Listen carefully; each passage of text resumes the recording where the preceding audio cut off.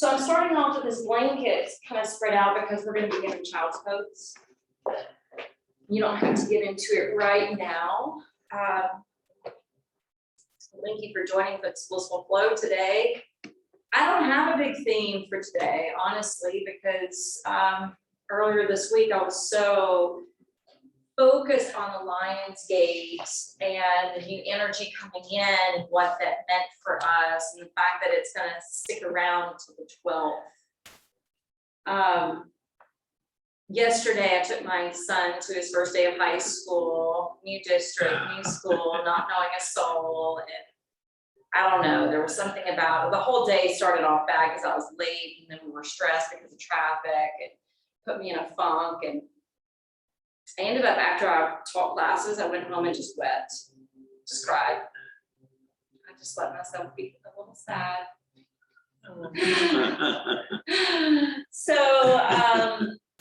this morning it was again focused on him and having to leave super early to make sure we got there on time.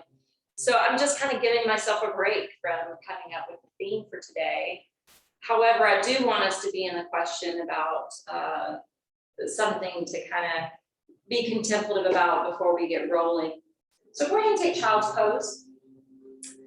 We're going to start off in child's pose, and you're welcome to bring the arms ahead of you, especially if you need to cross the arms to provide a prop for your head. You can always do a passive crocodile, which is where the legs are splitting back behind you and you're resting on your brow if you need an alternative for child's pose. Child's pose is something that we're going to enter in again after a few rounds of postures, even in the mix of our Surya Namaskaras today, so that we can allow the wrist to receive some break, but also so that we can come back and embed ourselves not only in our bodies, but within our hearts. So yoga is not just a mind-body practice, it's meant to be a spiritual practice. So I want you to just be in the question of whether or not you look at this practice in that way. And it's okay if you don't.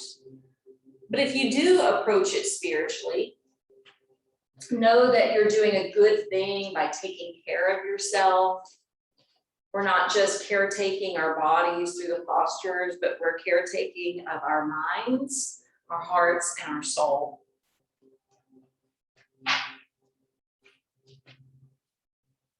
So if we're looking at this as a mind, body, spirit practice, consider the work that needs to be done.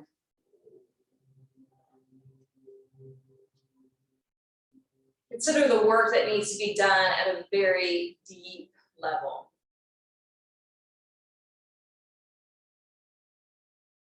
For instance, asking the question, how can I do and how can I be better? How can I do better? How can I be better?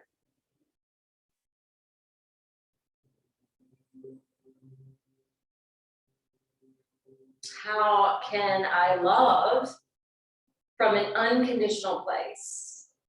How can I practice unconditional love towards myself, towards my family, towards others?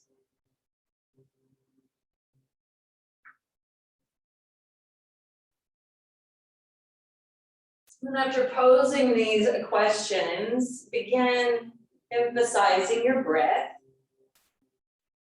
breathing in and out through the nose,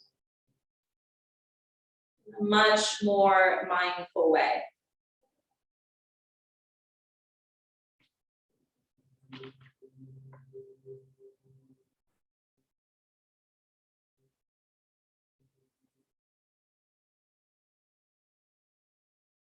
On your next in-breath, go ahead and lift your face off the floor.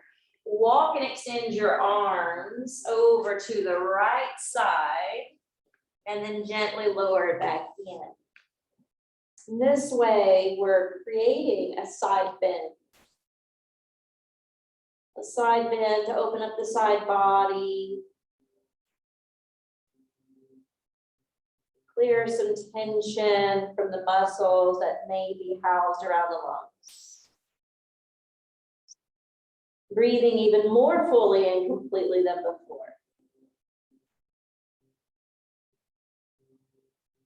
On your next in-breath, go ahead and lift up, travel the hands across the center of your mat to the left side.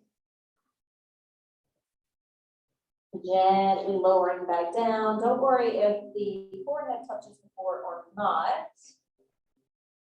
It's really just about the side stretch. And then opening up the breath.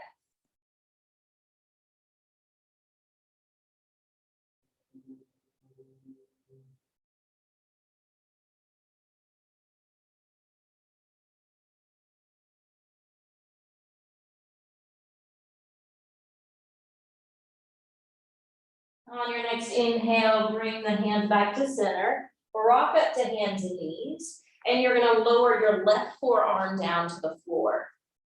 Now that you're stacking your right palm and your left forearm, draw the navel in and lift and extend your right leg up and back. Spread the toes nice and wide. And as you exhale, keep that knee fairly high. Draw it to the outer frame of your right arm. Inhale, extend the right leg up and out, higher than your hip. You got it. And exhale, draw it in towards your side body. Inhale, lift and extend it out, firing through the foot. And exhale, strengthening the hip and the core as you bring it back towards you. Go ahead and continue as you breathe.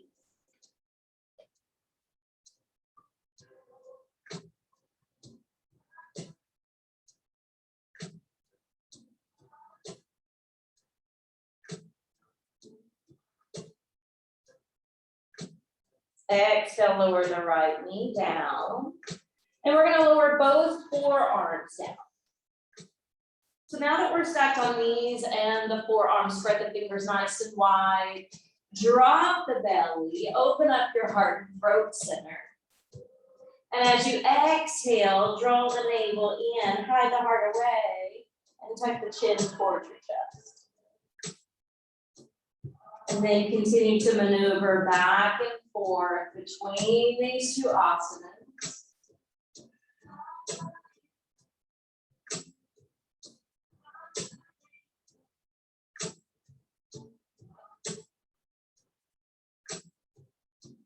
Use that Ujjayi pranayama, that victorious breath. Constricting the back of the throat, letting the breath be audible to hear. After your next calf stretch back, keep the belly tucking in. Slide your left hand back, turn your right hand to face it. And when you're ready, lift and extend your left leg. Spread the toes, reach to the padding of the foot. And then exhale, keep that knee held high. Bring it to the outer frame of the left arm. And then you're going to continue with repetition. The inhale creates the extension. And the exhale is going to flex the knee and hip.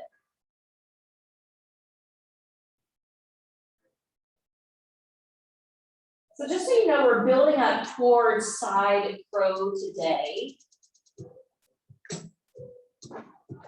In side crow, the knees come to the outside of the arm. One reason we're doing this prep work here. Last one.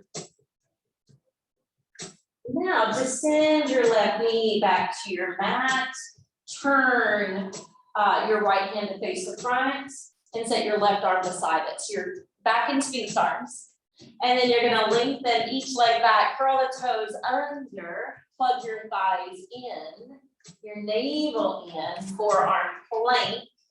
Not my favorite pose either. I'm seeing some of your faces. I agree with you. Okay, drop down through the pubic bone. Extend through your shins. Stretch your toes towards the back wall, tighten up through the buttocks. Lift through the crown of your head.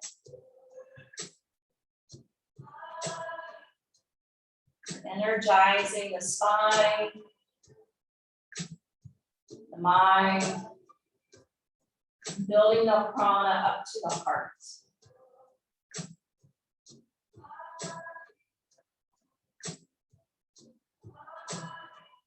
On your next exhalation, slide your arms forward, and then inhale, lift up to lotus. Except we're going to backstroke the arms. When you take the arms back behind, spread the toes. Inhale, use your arms, your core, your back strength to lift a little higher. Continue to breathe. Inhale once more, see if you can draw higher.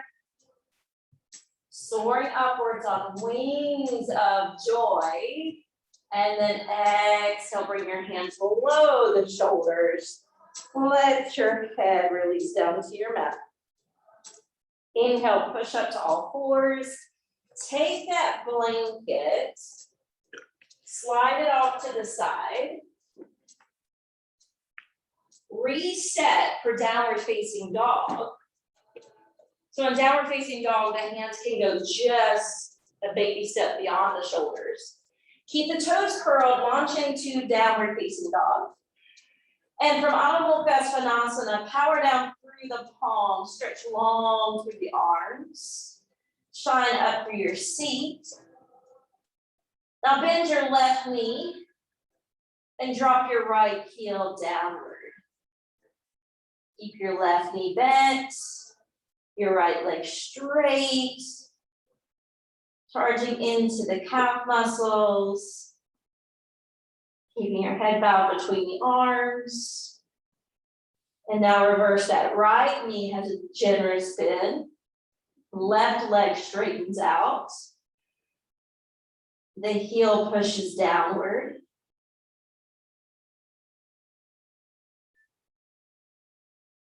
Walk it out to the other side, hold it steady.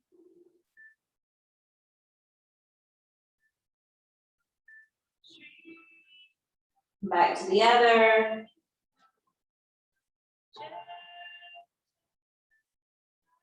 And now walk the feet towards the front side of the mat.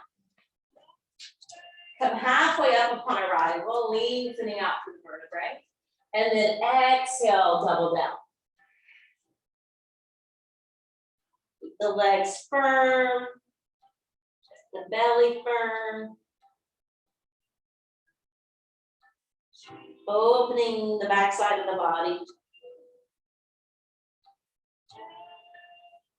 Helping to clear some of the things from the mind.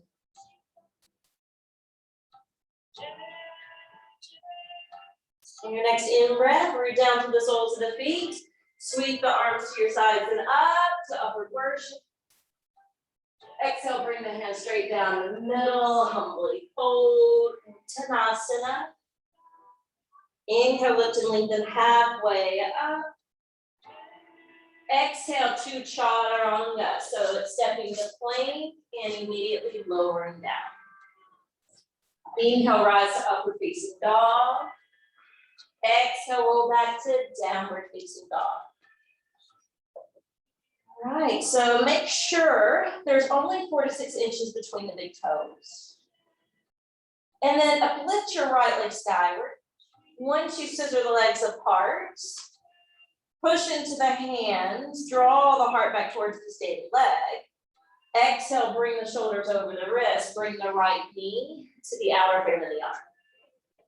Inhale, sail it up and out. Exhale, right knee to right outer arm. Good, inhale, lift and extend it up. Exhale, right knee to right shoulder. So you're coming like plank when you come through. So you're shifting the whole upper body forward. Good, now extend that leg upward. Exhale, place the foot downward. Rock forward to plank. Exhale, shift forward, lower down to chaturanga. Inhale, upward facing dog. Exhale to downward facing dog. Again, limiting the space between the big toes. We'll take that to the other side. Left leg lifts. Once the leg scissor open, shoulders come back over the hands like plank. Left knee to the outer frame of the arm. Inhale, Ekapada Adho Mukha Svanasana. Exhale, left elbow. Taps with the knee. It doesn't have to necessarily touch, but in that general direction. Last one.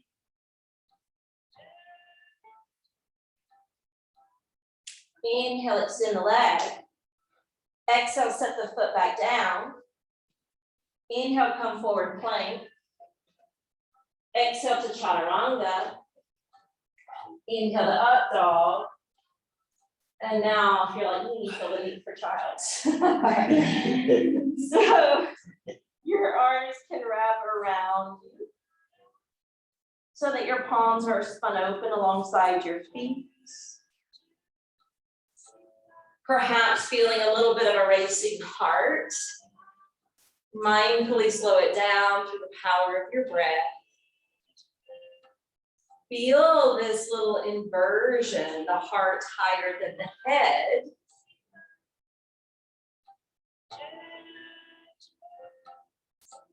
Let it be calming, let it be soothing.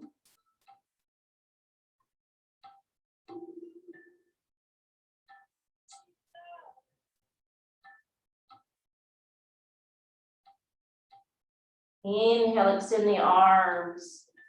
Rock up hands and knees. We're going to close this one out by curling the toes under, lifting to downward facing dog. Inhale, bring the feet to the top of the mat, however you'd like to arrive. Lifting halfway up when you do. Exhale, close in. We're attempting to close the gap more and more when we revisit this pose. Not through force. Just through gentle encouragement. Inhale, build all the way up to upward worship. Exhale, we're going right back down to Uttanasana. Keep it rolling. Inhale, lift halfway. Exhale, we're taking it to chaturanga. So if you feel like floating right back into that one singular pose, you can. If you need to step back and lower, that's all right. We'll land in downward facing dog. We're going to change up the flow. Inhale, the right leg's going to lift.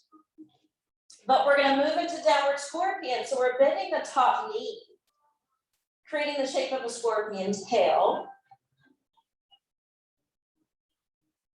The hips are twisting. Be mindful of your left inner thigh. When you unroll the hip, you're going to establish the right foot to the outside of the right knee. Okay, feel free to come to fist, because we're going to focus on this pose. If you really need to drop the back knee, that's okay. But we're going to take the back thigh and lift it, and then press through the back calf and heel. At the same time, you're engaging the back leg. Plant down the four corners of the front foot and lengthen out the right thigh bone. An action with each leg.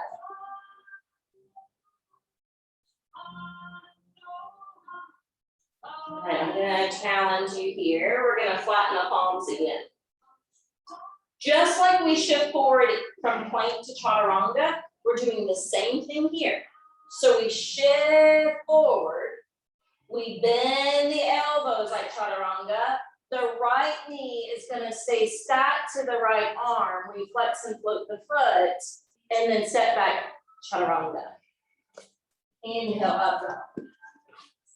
Exhale, downward facing dog. I know that's not an easy transition, but it's fun to play with and to explore. And now we get to try the left side. So inhale, the left leg's gonna lift. Feel free to take downward scorpion. When you spin through the hips, keep pushing down through the hands. Let your head lower. Unroll that left hip and establish the left foot to the outside of your left knee. All right, come to the fist if you need a ring from your wrist.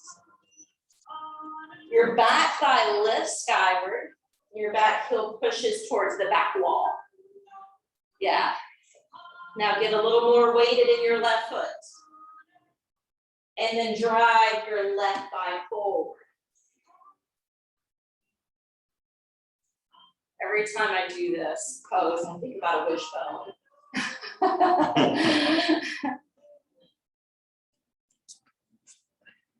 This is a lizard. Okay, we're going to come back to the palms of the hands. We're going to shift our weight forward. We're going to take the weight off the front foot. Attach the knee to the upper arm as you hunker down, flexing and floating the left foot in the air, and then step it back, chaturanga. Inhale, land your knees, lift to upward facing dog. Guess what? We get to go to child's now.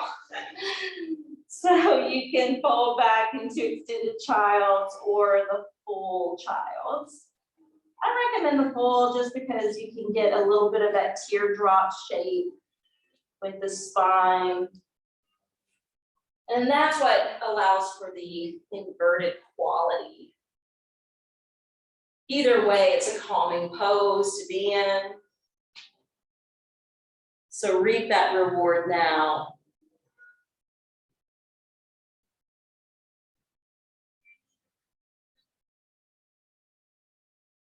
And then just being the question, we started off asking ourselves the question, are we taking care of ourselves? Well, that also applies here on the mat.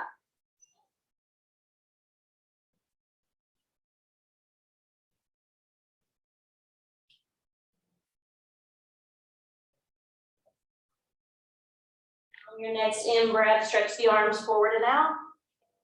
Rock up hands and knees. Exhaling, Adho Mukha Svanasana. We're going to conclude this Surya Namaskara. So when you're ready, bring the